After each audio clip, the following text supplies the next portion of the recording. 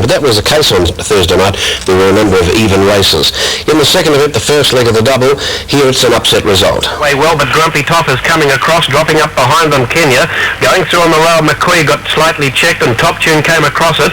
Further back in the field behind those then was Bonnie Swamp as they guide to the back, and then came Speed Chase, one of the last, with Little Big Time. Working off the far side now and going past the 200, driving through as McQueen to get to the narrow lead, but in turn Kenya's railed up, and over on the outside bumping Casaroma. Boy, there's trouble, and this has allowed Top Tune to drive through, and in turn coming quickly Bonnie Swamp the reserve. Bonnie Swamp the reserve got through on the inside to go on and score. Yeah, a bit of a mess there on the home turn, as you saw for yourself in the picture, and this allowed Bonnie Swamp, who really doesn't have the ability to run a great deal of time, or it hasn't shown so at this stage, to got that run through on the inside and running a very, very ordinary 31.75 at 16 to 1. Just Plain Tiger, but Dusty James is mixing it with it. Dusty James and Just Plain Tiger round the first turn together, and joining in as Bristol Swappies much closer tonight. Back along the inside was all taken, and they were followed then. Over on the inside behind that division, making some headway on the rail, Chiefs Harmony, followed then by Zimmer Long. Well back in the field, Tricky Blue, and last of all off the back is Tom's Wonder. Home they come now. Bristol Swamp, a different performance tonight. He's well clear, and Bristol Swamp is going to go on and win it easily.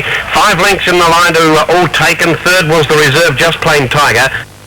Well, that's one of the most improved runs you like, or if you like to say on another hand, form reversals, because he was beaten running third in 31.17 at his previous start after getting well back early, but as you saw there, always on the pace, and 30.52, a good gallop. Going quickly now, Wotta Witch, and coming across Chamira, Zany Lady. They were followed just in behind them back on the rail by Dawnley Star, and dropping right out full on fours, can't keep up. Into the back, and Vita picks the leader, but here they come now, Wotta Witch and Pixieville. They're getting through on the inside as the leader courses wide, and Wotta Witch has now gone to the lead, gets about 2 in front. Pixieville hanging on second is sticking on. Then further back to Vita Pix, followed by Zany Lady. In the straight, it's Wotta Witch the leader, coming out of Pixieville, but it just fails to get there.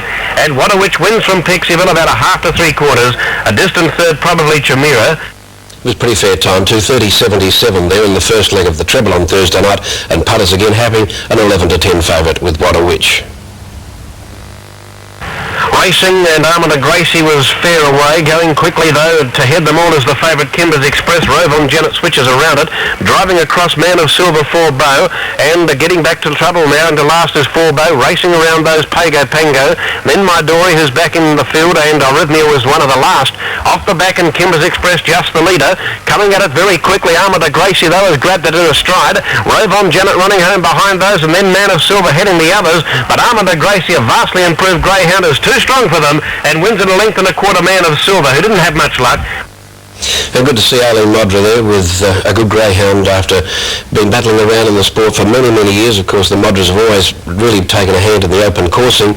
They haven't enjoyed the same success on the track, but Almondor Gracie's making up for that in 30.77. With Mellow Diver, All Story hunts up on the inside, gets a check, moves around the leader, and then bumps into the outside runner, Miss Tootsie. So they go to the back now, and Hyperforma got to the lure, 3 in front of Tivoli by Night, looking a good chance. Running home well as All Story after early troubles, and with it Mellow Diver followed further back then by Run Alone. Then came Pandy Laduce and Kimway Fly, one of the last with Miss Tootsie. Homeward bound though, and Hyperforma's doing it well. It's doing it too well for them. Tivoli by Night is coming late, but too late, and Hyperforma wins by about a length or so.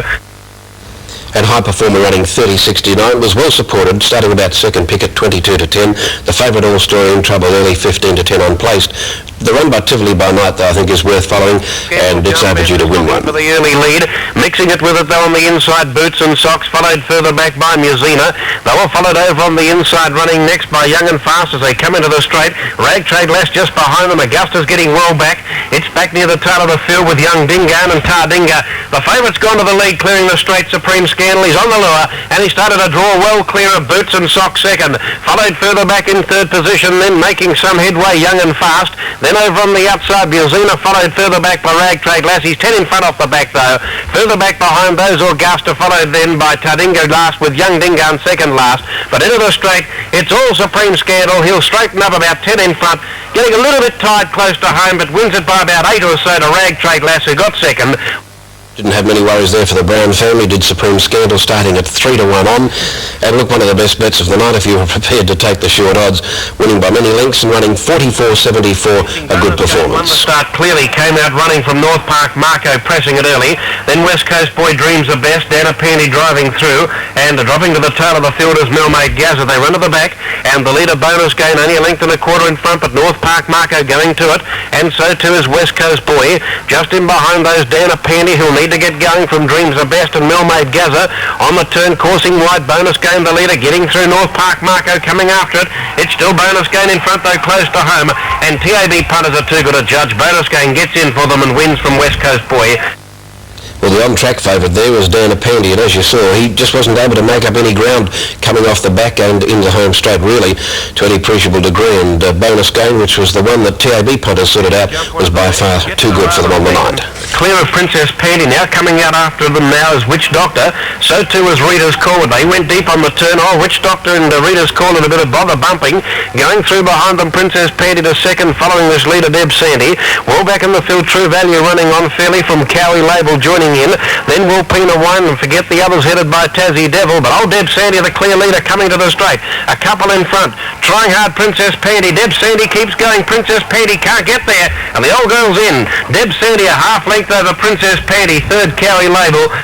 Yeah, she's getting on in years, isn't she? She walked back in October 1980, but when she gets near that rail early in a race, she's very, very hard to run down, as they found there in time of 30.92. Princess Patty tried hard, but wasn't good enough. One of the best away was Peter Smith. It's going to lead them clearly from Hoggy. Going up between runners Aussie Assault Recital next, and last is Brave Pulse, and coursing very wide too. So they go to the far side, and Peter Smith shows the way two in front of Hoggy. They look the only chances at the moment, although Aussie Assault is starting to make some ground 6 lengths away. Then Recital and giving up altogether Brave Pulse. As they come to the turn, though, Hoggy's got the better of Peter Smith in a twinkling, and Hoggy starting to stream away in the straight, and Hoggy will clean bowl them in the last and win by about 5 or 6 lengths. Peter Smith walked to the line second. Third's anybody's guess. Both reserves, Recital, Aussie Assault were there. A few West Indians will be hoping that a certain Hoggy doesn't repeat the dose this afternoon, or in fact this morning. 31.07 the time there by Hoggy in the final event, and it was a race that was depleted quite considerably with a number of scratchings, and perhaps not a great deal of form to come out of it, although Peter Smith should be capable of winning on the out-of-town northern tracks on his pretty keen effort there to run second behind Hoggy, as I say, in 31.07 on Thursday night at Engle Park. Well, it certainly was an interesting program. One or two incidents, unfortunately, that we'll see some greyhounds off the scene for a while, but that sorts it out and gives the fairer, keener chasers their true chance in coming weeks, and that's how it should be, to the point, without any problems at all.